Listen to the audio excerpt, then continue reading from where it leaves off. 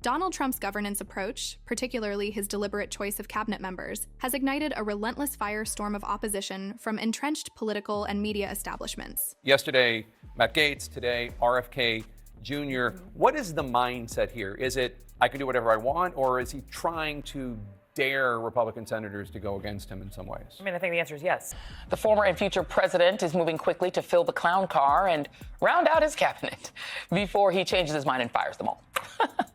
Moments ago, Trump announced that he has selected Fox Weekend morning show host, you can't make this up, Pete Hegseth, to serve as Secretary of Defense, because why not? President-elect Trump intends to nominate Matt Gaetz to run the Department of Justice. What was your immediate reaction when you heard that? Well, it must be the worst nomination for a cabinet position in American history. Donald Trump now just might know enough about government to know how humiliating this is going to be for Elon Musk.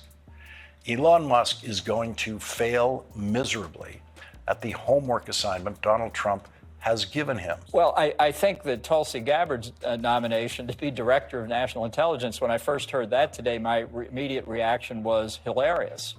Why? She's totally not competent for that job. Gaetz is the worst. She may be tracking in at the second worst. Critics loudly disparage his appointees as unqualified for their roles, claiming they lack the expertise needed to navigate the labyrinth of government bureaucracy. This critique is part of a broader narrative, portraying Trump's selections as inept and ill-equipped to manage what some describe as a swamp of self-serving officials. Yet, Trump's strategy is crystal clear. He aims to install reformers, people unafraid to challenge the entrenched political class and prioritize the interests of the American people over the status quo. His approach disrupts the bipartisan establishment that has long resisted genuine change. The political elite, often aligned with globalist agendas, have responded by aggressively amplifying a narrative of incompetence surrounding Trump and his administration. This isn't merely an attack on Trump, it's an implicit insult to the American electorate, casting doubt on their ability to self-govern. By painting themselves as the saviors of democracy, these elites seek to centralize power further, undermining the very principles they claim to defend. Central to Trump's vision is the decentralization of federal authority. His plan to disperse government agencies across the nation is a calculated move to diminish the concentration of power in Washington, D.C., making it harder for any single group to manipulate the system for their own benefit. We will continue the effort launched by the Trump administration to move parts of the sprawling federal bureaucracy to new locations outside the Washington swamp. Just as I moved the Bureau of Land Management to Colorado, as many as 100,000 government positions could be moved out, and I mean immediately, of Washington to places filled with patriots who love America, and they really do love America. Figures like Vivek Ramaswamy and Elon Musk are pivotal to this effort, tasked with re-evaluating federal agencies to ensure they serve the people rather than perpetuate bureaucratic inertia. While loyalty among appointees is a hallmark of Trump's administration, their mission is unambiguous: return power to the American people and dismantle the self-perpetuating bureaucratic elite. A cornerstone of this reform agenda is the push for term limits via constitutional amendment. Prolonged political careers have bred a culture of corruption where personal enrichment eclipses public service. Finally, I will push a constitutional amendment to impose term limits on members of Congress. This is how I will shatter the deep state and restore government that is controlled by the people and for the people.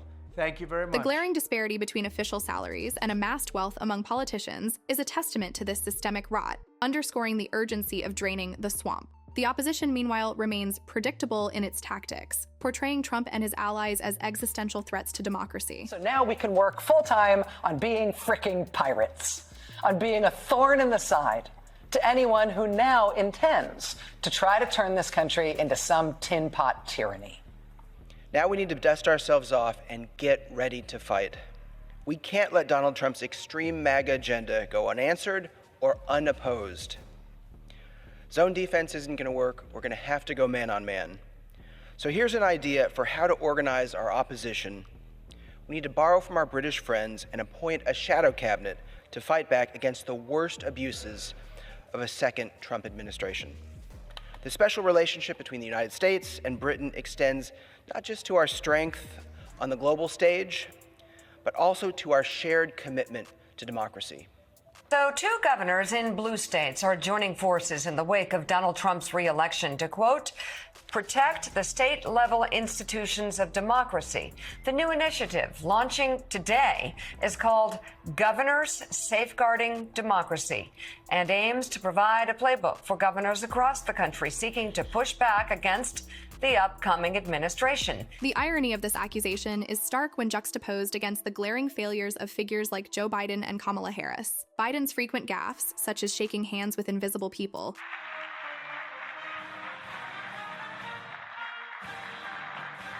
and Harris's ineffectual handling of the border crisis reduced to a dismissive "don't come" policy. U.S. Vice President Kamala Harris in Guatemala on Monday said she had robust talks with Guatemalan President Alejandro Yamatei on the need to fight corruption and deter undocumented immigration to the United States from the Central American nation, where she had one resounding message for those considering making the dangerous journey. Do not come. The fact that so many illegal aliens are being released into the United States spread worldwide very quickly. As this happened, the numbers the Border Patrol encountered illegally crossing the border increased exponentially. The impact to me and my agents were significant. Sectors were ordered to take in and process all the illegal aliens encountered on the border.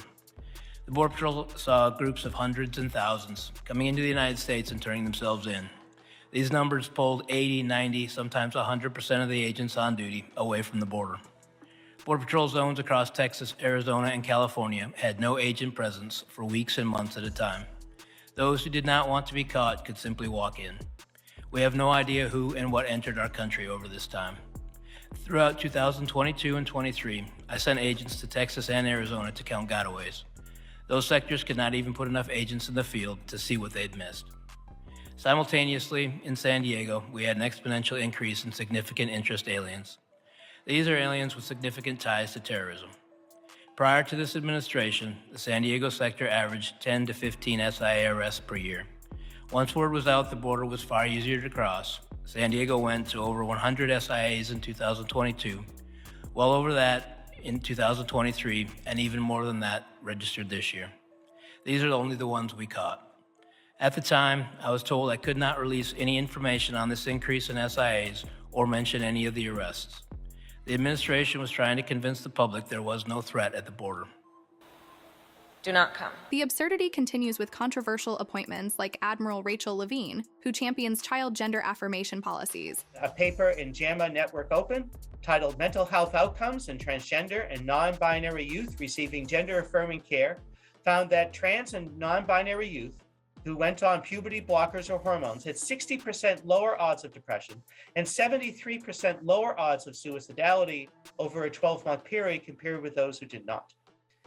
The American Medical Association, the American Academy of Pediatrics, the American Psychiatric Association, the Academy of Child and Adolescent Psychiatry, the Endocrine Society, the Pediatric Endocrine Society, our Society for Adolescent Health and Medicine, and the World Professional Association for Transgender Health, among other professional groups, all agree that gender-affirming care is medically necessary. It is safe and effective for transgender and non-binary children and adolescents. And Sam Brinton with his ruby red lipstick, whose highly publicized antics in the Department of Energy reflect a prioritization of ideology over governance. General Milley's fixation on embedding critical race theory into military strategy further erodes the focus on operational excellence. On the issue of critical race theory, et cetera, I'll obviously have to get much smarter on whatever the theory is. But I do think it's important, actually, for those of us in uniform to be open-minded and be widely read. And the United States Military Academy is a university. And it is important that we train and we understand. And I want to understand white rage, and I'm white, and I want to understand it. And Merrick Garland's tenure as Attorney General exemplifies a Justice Department weaponized to silence all political dissent, meddle in state policies on voting and border security, and target parents at school board meetings, a claim initially denied but later validated by leaked government memos. Criticizes the Georgia election law. 3 months later, the Department of Justice challenges it. September 1st, Joe Biden criticizes the new pro-life law in Texas. 8 days later, the Department of Justice challenges it. September 29th, the political organization asked President Biden to involve the FBI in local school board issues. 5 days later, the Department of Justice does just that. Mr. Attorney General, was it just a coincidence that your memo came 5 days after the National School Boards Association letter went to the president? So we are concerned about violence and threats of violence across the board against school officials, against Is there any connection, Mr. Attorney General, with the school board letter and then 5 days later your memo to regarding school board issues? Obviously, the letter, which was public and asked for assistance from the Justice Department, was brought to our attention, and it's a relevant factor in Who gave you the letter? I'm sorry? How'd you become aware of the letter? Who gave it to you? I read about the letter in the news. That's how I read about it. What the White House told you to write the memo? No one in the White House spoke to me about the memo at all, but I am sure, at least I certainly would believe that the White House communicated its concerns about the letter to the Justice Department, and that is Oh, that was my next. The press release says Justice Department addresses violent threats against school officials and teachers. Now, you said earlier to a question from one of my colleagues on the Republican side that parents aren't domestic terrorists. We're not going to treat them that way. But let me just read from the third paragraph. According to the Attorney General's memorandum, the Justice Department will launch a series of additional efforts in the coming days designed to address the rising criminal conduct directed towards school personnel. Those efforts are expected to include a creation of a task force consisting of representatives from the department's Criminal Division, Civil Rights Division, Executive Office of U.S. Attorneys, the FBI, the Community Relations Service, Office of Justice Programs, and the National Security Division.